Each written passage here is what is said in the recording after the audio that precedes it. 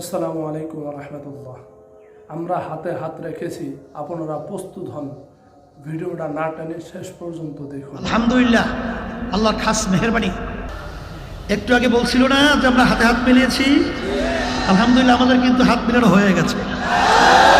সন্ত্রাসীর ভিতরে লিপ্ত এই সন্ত্রাসীদেরকে, ঘাট দখলকারীদেরকে, চাঁদাবাজদেরকে বাংলার মসজিদে দেখতে চায় না, প্রতিহত করতে হবে। অনেক সময় বলি যে বাংলাদেশের মধ্যে এখনো উলামায়ে কেরামদের নেতৃত্ব, সমস্ত দল বলেন, ওই আওয়ামী লীগ বলেন, বিএনপি বলেন, জাতীয় পার্টি বলেন, আসলে কিন্তু বারবার আমাদেরকে ক্ষমতায় যাওয়ার সিঁড়ি হিসেবে ব্যবহার করেছে। আমাদেরকে বারবার ধোঁকা দিয়ে বোকা বানিয়েছে। আমাদেরকে বারবার পর গাছার ভূমিকা অবতীর্ণ করেছে। এই জন্য অনেকাংশে কিন্তু আমরা উলামায়ে কেরাম দায়ী কম না।